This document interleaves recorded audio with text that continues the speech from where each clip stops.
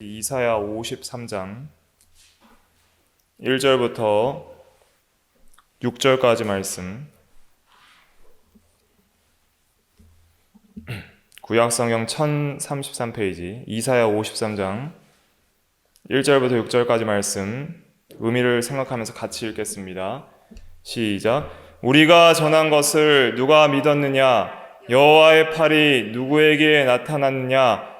그는 주 앞에서 자라기를 연한 순 같고 마른 땅에서 나온 뿌리 같아서 고운 모양도 없고 풍채도 없은즉 우리가 보기에 흠모할 만한 아름다운 것이 없도다. 그는 멸시를 받아 사람들에게 버림받았으며 간고를 많이 겪었으며 질고를 아는 자라. 마치 사람들이 그에게서 얼굴을 가리는 것 같이 멸시를 당하였고 우리도 그를 귀히 여기지 아니하였도다. 그는 실로 우리의 질고를 지고 우리의 슬픔을 당하였거늘 우리는 생각하기를 그는 징벌을 받아 하나님께 맞으며 고난을 당한다 하였노라. 그가 찔림은 우리의 허물 때문이요 그가 상함은 우리의 죄악 때문이라. 그가 징계를 받음으로 우리는 평화를 누리고 그가 채찍에 맞음으로 우리는 나음을 받았도다. 우리는 다 양 같아서 그릇 행하여 각기 제 길로 갔거늘 여호와께서는 우리 모두의 죄악을 그에게 담당시키셨도다. 아멘. 이 시간 말씀의 제목은 그리스도의 대속입니다. 대속이라는 것은 대신 속죄하셨다. 즉 대신 우리의 죄값을 치르고 우리의 죄를 사해 주셨다, 이런 뜻입니다. 이 속이라는 것은 값을 치른다는 의미가 있습니다. 속죄, 속전, 값을 치르는 돈. 대속은 대신 우리 죄값을 그의 피로 치루어서 우리의 죄를 대신 사해 주셨다. 대신의 의미의 대자와 또 값을 치르고 죄를 사하시는 의미의 속자를 써서 대속이다, 이렇게 말을 하는데, 그 그리스도의 대속에 대한 진리가 중요합니다. 그것을 믿지 않는 사람들이 많이 있기 때문입니다. 그 대속에 대한 진리를 특별히 이사야 53장에서는 잘 증거를 하고 있습니다. 크게 두 가지로 나누어서 오늘 본문을 살펴볼 수 있는데, 첫째는 불신앙 1절로 3절, 그 다음에 4절로 6절까지는 대속에 대해서 그렇게 증거를 하고 있는 것입니다. 1절 말씀부터 읽어가면서 말씀을 증거하겠습니다. 1절, 우리가 전한 것을 누가 믿었느냐? 여호와의 팔이 누구에게 나타났느냐? 아멘.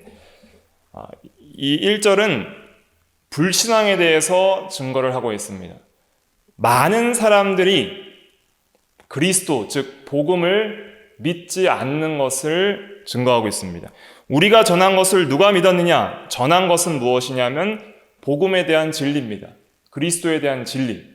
그리스도께서 우리를 위하여 이 땅에 오사 우리의 죄를 대신 사해 주시겠다는 그 십자가의 진리를 전했는데 누가 믿었느냐 하는 것을 보니까 많은 사람들이 들었지만 믿지 않았다는 뜻입니다. 그래서 로마서 10장 16절은 이것을 그대로 인용해서 그들이 다 복음을 순종하지 아니하였도다. 이사야가 이르되 주여 우리가 전한 것을 누가 믿었나이까 하였으니, 많은 사람들이 들었지만은 순종하지 않고 믿지 않았다 그랬습니다. 또 여호와의 팔이 누구에게 나타났느냐 이렇게 말했는데, 여호와의 팔은 무엇이냐면 여호와는 팔이 없죠. 영이시기 때문에. 근데 이 팔이라는 것은 능력을 가리키고 또 능력의 역사를 가리킵니다. 팔은 보통 가장 많이 일하는 신체 부위입니다. 그러니까 하나님의 역사, 하나님의 일하심을 손이나 팔로 표현하는데, 하나님은 전능하시기 때문에 여호와의 팔 하면은 전능하신 역사, 쉽게 말하면 전능하신 일하심이에요. 전능하신 일하심. 그래서 이 팔은 능력을 가리키고 그 하나님의 능력의 일하심이 많은 사람들에게 나타났다는 겁니다. 그런데 믿은 사람은 많이 없다는 거예요. 예를 들면 구약시대 때에는 이스라엘 백성에게 애굽의 10가지 재앙, 또 홍해를 가르는 그런 기적사건, 또 만나 사건, 또 여러 가지 구름기둥과 불기둥의 역사들, 또 여러 가지 기적들이 있었고, 또 예수님께서 오셨을 때에도 많은 병자들을 고치시고 기적을 행하신 놀라운 일들이 있었습니다. 그런데 그 당시에 구약시대나 신약시대에 그런 많은 여호와의 팔, 하나님의 능력의 일하심이 나타났을 때에 믿지 않았다는 거예요. 이것은 오늘날도 복음을 듣는 사람은 많지만은 믿는 사람은 소수라는 것을 우리에게 증거합니다. 미리 그리스도 오시기 전에 선지자들의 말을 믿는 사람도 없었고, 친히 그리스도가 직접 왔을 때에도 대부분의 바리새인들이나 서기관들이나 종교 지도자들이나 이런 사람들은 믿지 않았고, 일부 평민들이나 연약한 죄인들이나 병자들이 믿었던 것입니다. 오늘날도 우리가 예수 그리스도를 믿지 않는 사람들이 많이 있음을 알 수 있습니다. 또 믿는다 하더라도 참으로 전심으로 생명을 다해 순종하는 자들은 매우 적다 하는 것을 알 수 있습니다. 그러면 왜 믿지 못하는가? 두 가지 이유로 나누어서 2절과 3절에 증거를 하고 있습니다. 2절은 겉으로 보기에 아름다운 게 없다는 거예요. 그래서 안 믿는 겁니다. 겉보기에 좋아 보이지 않다는 것입니다.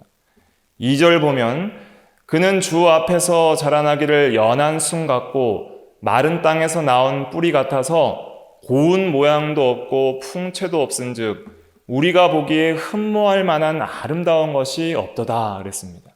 세상 사람들이 좋아하는 것은 겉으로 보기에 흠모할 만한, 좋아할 만한, 오늘날 인기를 끌고 영광을 얻을 만한, 모든 대중들이 다 좋아하고 욕하지 않을 만한 그런 아름다운 것들을 따르고 믿기를 원하지, 겉으로 보기에 아름다운 것이 없는 것은 그렇게 좋아하지 않습니다.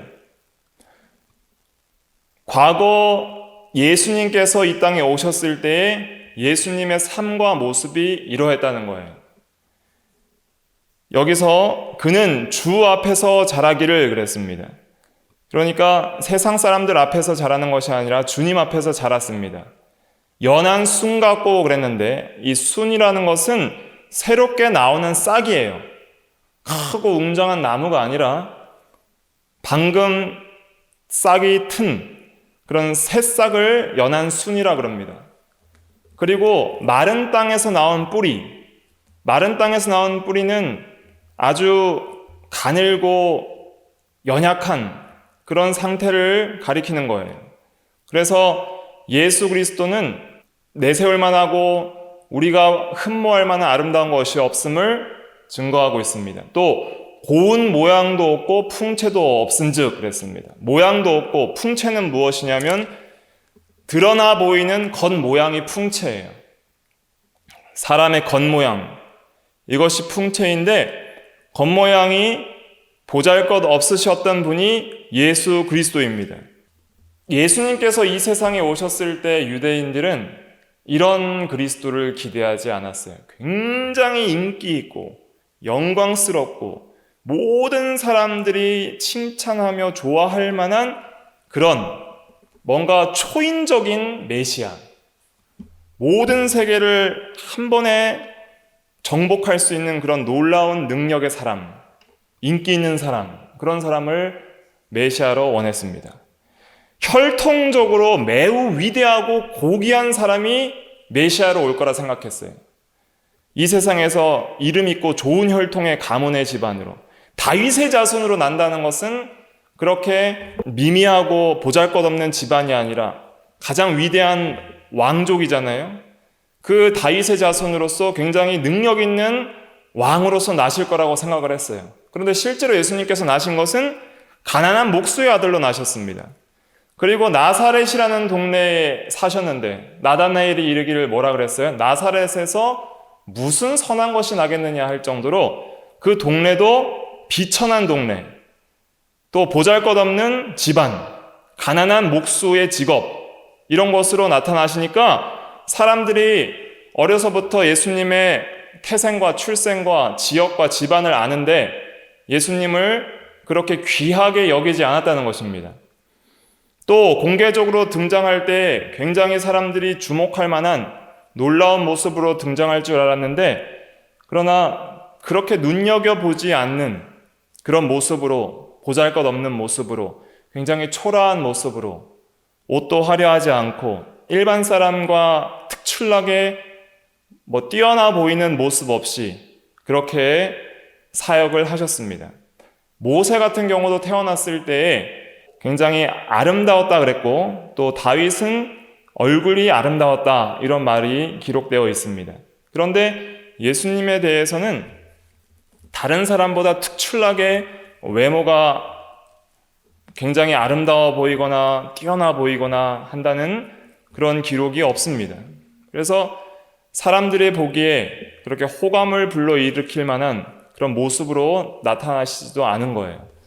그리고 예수님이 항상 즐거운 삶을 살고 행복한 삶을 사는 모습들을 보여주지 않고 항상 슬퍼하시고 고통을 겪으시고 여러 가지 어려움과 시험들을 겪으시는 삶을 살았습니다.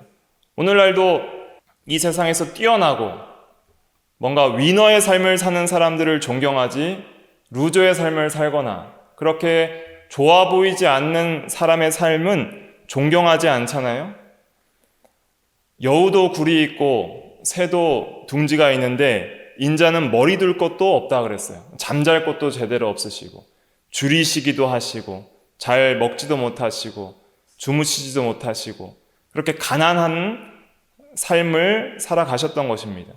그러니까 사람들이 보기에는 도저히 이분이 그리스도요 메시아로 보이지가 않는 것입니다. 오늘날도 마찬가지입니다. 예수 믿는 사람들이 세상에서 가장 뛰어나고 예수 믿으면 세상에서 흠모할 만한 아름다운 것들을 다 얻게 되고 예수 믿는 사람들이 가장 존귀를 받으면, 이 세상에서 칭찬과 존귀를 받으면 사람들이 너도 나도 예수를 믿으려 할 것입니다. 그러나 예수 믿는 삶은 예수님이 가신 그 길을 가는 거예요. 십자가의 길, 고난의 길, 또 낮은 자리, 겸손의 자리, 그 자리에 처하는 길을 가는데 세상 사람들이 보기에 교회는 참으로 미련합니다. 어리석습니다. 보잘것이 없는 것이 교회예요. 또 교회는 진리를 위해서 욕을 먹습니다. 그렇기 때문에 세상에서는 인기가 없는 거예요. 흠모할 만한 아름다운 것이 없어요. 그렇기 때문에 복음이 전해져도 많은 사람들이 믿지를 않는 것입니다. 둘째, 왜 믿지 않는가? 멸시를 당하셨기 때문입니다. 예수님은 많은 멸시를 당하셨습니다. 3절에 보면 그는 멸시를 받아 사람들에게 버림받으며 간고를 많이 겪었으며 질고를 아는 자라, 마치 사람들이 그에게서 얼굴을 가리는 것 같이 멸시를 당하였고 우리도 그를 귀히 여기지 아니하였도다. 사람들이 멸시하는 사람을 누가 좋아하겠습니까? 호산나 다윗의 자손이여 하면서 그렇게 예수님이 예루살렘 입성하셨을 때 찬양하던 사람이 예수님이 멸시받고 십자가에 죽으시니까 다 예수님을 멸시하였습니다. 예수님은 멸시를 받아서 사람들에게 버림받았다 그랬습니다. 굉장히 외롭고 고립된 삶을 살았고 단절된 삶을 사셨습니다. 따르던 사람들이 많이 있었지만은 제자들 외에 다 떠나버린 적도 있고, 또 마지막 십자가를 지시기 전에는 모든 제자들이 자신을 버리고 떠났습니다. 그렇게 멸시를 받았고 버림을 받았습니다. 간고를 많이 겪었다 그랬는데, 간고라는 것은 그 한자어로는 어려울 간, 또 쓸 고인데 원어의 의미는 슬픔을 가리킵니다. 간고는 슬픔이다. 그래서 슬픔을 많이 겪었다 그랬어요. 그래서 이 고대 전승에 보면은 예수님은 많이 웃지 않으셨다. 거의 웃는 일을 본 적이 없다라는 기록을 남긴 그 로마 의원의 기록이 또 있습니다. 예수님께서 이 세상에서 3번 우셨다고 기록은 되어 있는데 즐겁게 웃으셨다는 기록은 성경에 없어요. 그러니까 하나님은 기쁨이 넘치는 하나님인데 하나님은 절대 이 슬픔과 고통을 느끼실 수 없는 분입니다. 완전한 기쁨 가운데 있는데 그러나 그 하나님께서 예수 그리스도를 통해 참 인간의 몸을 입고 오심을 통해서 우리를 대신해서 모든 슬픔을 다 당하신 거예요. 인간이 슬퍼할 수 있는 모든 슬픔을 다 당하셨습니다. 그래서 간고를 많이 겪었다 그랬습니다. 우시고 탄식하시고 통곡하시고 눈물과 통곡으로 기도하셨던 예수님입니다. 또 질고를 아는 자라 그랬는데 이 질고라는 것은 질병이에요. 그래서 예수님이 병으로 고생하다 돌아가신 것은 아니고 많은 사람들의 병을 고치시다가 마지막에 이제 창에 찔리시고 못에 박히시고 가시관을 쓰시고 그런 아픔과 찢어짐과 그런 고난을 당하시다가 돌아가셨지만은 여기서 이제 질고를 아는 자라 하는 것은 그런 모든 인생의 질병과 고통을 치료하시기도 하시고 함께 나누기도 하시고 또 겪기도 하시면서 모든 인간의 그 질병과 고통을 직접 몸소 경험하셨다는 뜻입니다. 경험적으로 안다는 거예요. 그냥 지식적으로 아는 것이 아니라 전능하신 하나님의 전지하심으로 아시는 것이 아니라 실제 인간으로서 병자들과 함께 계시면서 병자들을 치료하시면서 그 병을 직접 담당하시고 또 자기가 그 사람들을 위해서 죽으심으로 말미암아 직접 그 모든 질병과 또 이런 병고를 아시는 자가 되었습니다. 그래서 우리 주님은 우리의 슬픔과 이런 질고를 다 아시는 주님이다. 그러나 사람들은 그런 것을 겪는 주님을 멸시했습니다. 오히려 얼굴을 가린 것 같이 멸시를 당하였고 사람들이 우리를 볼 때마다 막 못 볼 것 보는 것처럼 얼굴을 가리고 문둥병자 보는 것처럼 멀리하고 흉악한 죄인을 보는 것처럼 고개를 돌린다면은 우리가 얼마나 마음이 아프겠습니까? 예수님은 그런 취급을 당하셨다는 것입니다. 뺨을 맞고 침뱉음을 당하고 주먹으로 맞고 사람들에게 욕으로 마음이 찢기셨습니다. 그렇게 멸시를 당하셨고 또한 우리도 그를 귀히 여기지 아니하였도다 그랬습니다. 그럼 우리는 그를 귀히 여기는가? 그걸 한번 생각을 해봐야 돼요. 내가 예수님을 믿는다. 예수님의 십자가를 믿는다. 예수님이 나를 위해서 죽어주시고 대신 고난당하시는 것을 믿는다고 고백을 하지만 과연 나는 예수님을 귀하게 여기는가?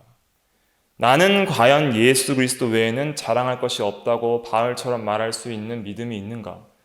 정말 예수님이 이 세상에서 나의 가장 귀한 유일한 분인가 하는 것을 생각해 볼 때 우리는 누구도 쉽게 그렇다고 말하기가 어렵습니다. 사실 우리는 시시때때로 그를 귀히 여기지 않습니다. 진실하게 그것을 고백해야 됩니다. 너무나도 그를 천시할 때가 많이 있다는 것을 깨달아야 됩니다. 그래서 예수님은 보기에도 아름다운 것이 없고 또 멸시를 받으셨기 때문에 사람들은 예수님을 믿지 않았습니다. 그런데 중요한 게 있습니다. 믿는 자에게는 생명의 능력의 역사가 있습니다. 십자가의 도가 멸망을 당하는 자들에게는 어리석은 것이지만은 믿는 우리에게는 구원을 얻는 우리에게는 하나님의 능력이라고 그랬어요. 반드시 믿는 자에게는 여호와의 팔이 나타나는 거예요. 여호와의 능력의 역사하심이 나타납니다. 이것은 생명의 역사예요. 여호와의 능력의 역사는 생명을 살리는 역사입니다.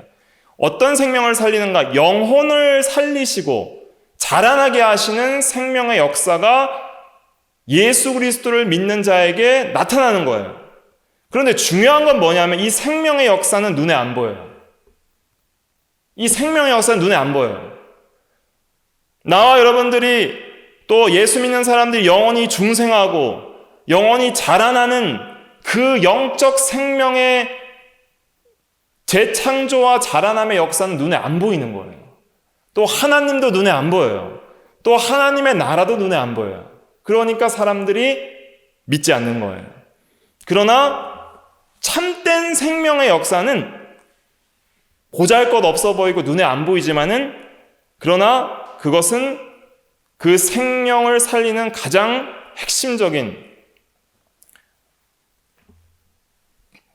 역사입니다. 예를 들면 이런 거죠. 나무나 꽃이나 새싹이나 이런 것들에게 생명이 있으면 자라나잖아요. 그러니까 순이 폈어요. 새싹이 났어요. 그리고 그것이 큰 나무가 될 때까지 자라나는데 그 자라나는 과정을 우리가 그 속에서 생명이 역사하는 것은 눈에 보이지 않죠. 겉모습만 보이는 거예요. 겉모습만. 그런데 생명의 역사가 있기 때문에 이게 자라나잖아요. 근데 사람들은 그 자라나는 겉 모양만 보고 판단을 하지 그 속에서 역사하는 그걸 자라나게 하게끔 하는 그 살아있게 하는 힘인 생명의 역사는 볼 수가 없는 거예요. 그건 하나님이 하시는 거기 때문에. 그렇기 때문에 우리가 왜 이 예수 그리스도의 십자가가 얼마나 능력이 있냐면은 눈에 보이지 않는데 생명을 살리기 때문에 능력이 있는 거예요. 영혼의 생명을 살리고 자라나게 해요. 그리스도를 닮아가게 해요. 그리고 우리 죽을 육신도 부활하게 하는 능력이 예수 그리스도의 십자가의 복음의 진리에 있어요. 그러니까 이것을 절대로 하찮게 여겨서는 안 됩니다. 가장 핵심이에요. 인간 생명의 가장 핵심은 하나님께 있습니다. 하나님이 생명의 근원이시기 때문에. 그리고 그 생명을 죽은 죄인에게는 예수 그리스도를 통해서 다시 그 생명을 주시는 거예요. 그렇기 때문에 우리가 이 예수 그리스도의 복음의 진리를 가장 귀하게 여겨야 됩니다. 또 중요한 것은 참된 생명의 역사는 꾸밈이 없을 때 가장 잘 역사해요. 예를 들면 씨앗이 있어요. 씨앗이 안 예뻐요. 그러니까 예쁘게 막 깎기도 하고 뭐 갖다 붙이기도 하고 해서 심으면 어떻게 돼요? 안 자라는 거예요. 나무가 그냥 그대로 있어야 되는데 안 예쁘다고 뭘 다 잘라버리고 또 뭘 갖다 붙이고 뭐 꾸미고 하면은 생명의 역사가 점점 줄어듭니다. 그것처럼 이 복음의 진리, 예수 믿는 도도 뭐 꾸미려고 하면 안 돼요. 세상적인 유행을 따라서 교회가 그걸 따라가고 복음도 사람들이 별로 안 좋아하니까 거기다가 무슨 예수 믿으면 이 세상에서 잘 된다는 번영신학을 갖다 붙이고 또 뭐 이 세상에서 뭐 어떤 치유 사역을 집중을 한다든지 아니면 신비적인 체험적인 그런 신비주의적인 신앙에 집중을 한다든지 뭔가 이런 사교 모임이나 어떤 그런 프로그램을 통해서 한다든지 그런 여러 가지 좋은 그런 제도와 방식도 있지만은 갖다 붙이기 시작하다 보면은 본질이 훼손됩니다. 그렇기 때문에 십자가의 도도 그냥 전하는 거예요. 그리고 우리는 그냥 믿는 거예요. 뭐 이거를 예수님이 죽으시고 부활하심을 믿으면 구원을 얻는다는 것을 설득하는 게 아니에요. 그건 그냥 우리가 믿어진 거고 그리고 그것을 전할 뿐이지 그것을 내가 논리적으로 이해해서 믿는 것도 아니고 이해시키는 것도 아니에요. 그냥 우리가 믿을 때에 그것은 여호와의 능력의 역사로 말미암아 우리에게 생명을 주는 것입니다. 그래서 이 십자가의 도 대속의 진리는 생명의 역사가 있다. 눈에 보이지 않지만은 보잘것없고 그리고 멸시받는 그런 복음이지만은 그러나 거기에는 참된 생명의 역사가 있다. 이것이 우리가 붙들어야 될 진리입니다. 그러면 대속에 대해서 우리가 이제 4절과 6절 말씀 살펴보도록 하겠습니다. 먼저 4절은 이 대속에 대한 불신앙을 말을 하고 있습니다. 4절 말씀 같이 읽어볼게요. 4절 시작. 그는 실로 우리의 질고를 지고 우리의 슬픔을 당하였거늘 우리는 생각하기를 그는 징벌을 받아 하나님께 맞으며 고난을 당한다 하였노라. 아멘. 이 4절을 제가 대속에 대한 불신앙이라고 그랬는데 그냥 불신앙이 아니에요. 처음 불신앙은 복음 진리 전체에 대한 불신앙이고 그리스도에 대한 불신앙이라면 4절은 대속에 대한 불신앙이에요. 그러니까 예수님께서 우리를 위해서 고난당하시고 질고 질병을 얻으시고 슬픔을 당한 이것을 우리를 대신해서 당했다는 것을 믿지 않는다는 거예요. 그러니까 우리는 생각하기를 그는 징벌을 받아 하나님께 맞으면 고난을 당한다 하였노라 그랬습니다. 이 말은 그 당시 예수님께서 죽으실 때 대부분 사람들이 가지고 있던 생각이에요. 예수님이 죽을 때 저 십자가가 나의 죄를 대신하여서 죽으신 죽음이다 라고 믿는 사람은 거의 없었습니다. 그냥 예수님은 신성 모독죄로 죽는 줄 알았어요. 로마에 대한 반역죄로 죽는 줄 알았어요. 율법을 어김으로 죽는 줄 알았어요. 요한복음 19장 7절이 그걸 잘 증거하고 있는데 유대인들이 빌라도에게 예수님을 고발할 때 이렇게 말하고 있습니다. 요한복음 19장 7절에 유대인들이 대답하되 우리에게 법이 있으니 그 법대로 하면 그가 당연히 죽을 것은 그가 자기를 하나님의 아들이라 함이니이다. 하나님의 아들이라고 해서 하나님의 아들이라고 했는데 믿지 않는 자들이 신성모독죄로 죽이는 거예요. 그래서 그의 죽음은 자기 죄 때문에 하나님께 맞으며 죽는다. 하나님께 저주받은 자다. 예수님은 하나님의 저주를 받아서 신성모독죄로 죽는 자다. 이렇게 생각을 한 거예요.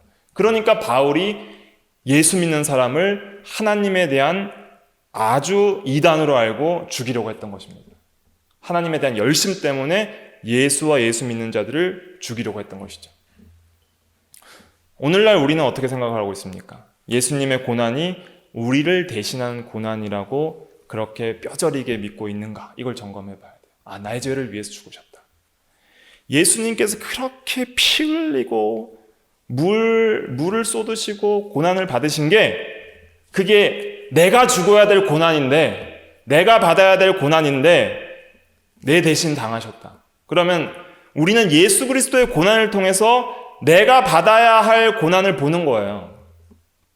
나 대신 받으신 거니까 저 자리에 내가 있었어야 되는데 예수님이 대신 당하셨다 하는 그런 믿음과 감사가 있어야 되는 것입니다.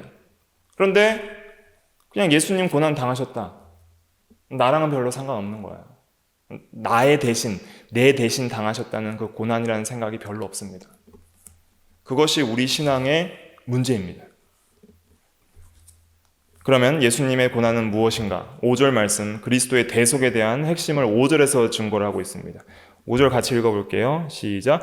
그가 찔림은 우리의 허물 때문이요 그가 상함은 우리의 죄악 때문이라. 그가 징계를 받음으로 우리는 평화를 누리고 그가 채찍에 맞음으로 우리는 나음을 받았도다. 아멘. 그가 찔림은 우리의 허물 때문이요 그가 상함은 우리의 죄악 때문이라. 우리 대신 당하셨다는 것을 증거를 하고 있습니다.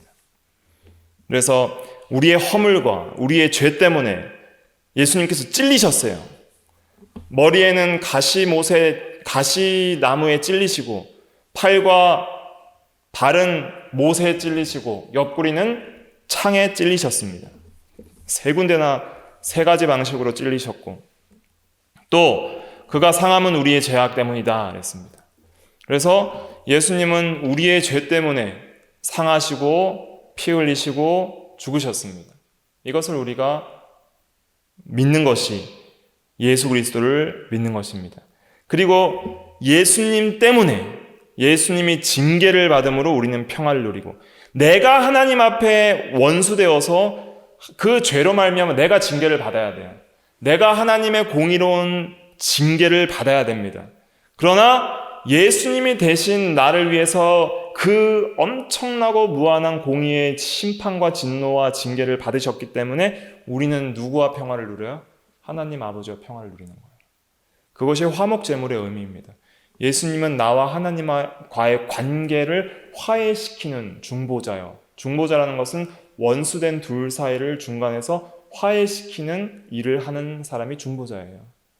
예수님이 그 일을 하셔서 예수님의 십자가가 왜 중요하냐면 하나님과 함께함이 우리의 생명이고 복인데 그걸 가능하게 하셨습니다. 절대 죄인은 하나님과 함께할 수가 없어요. 그런데 하나님과 평화의 관계, 화평의 관계, 화목의 관계를 누리게 하신 분이 바로 예수님이에요. 왜냐하면 예수님이 대신 나를 위해서 징계를 받으셨기 때문에. 그리고 그가 채찍에 맞음으로 우리는 나음을 얻었다 그랬습니다. 그는 맞으셨습니다.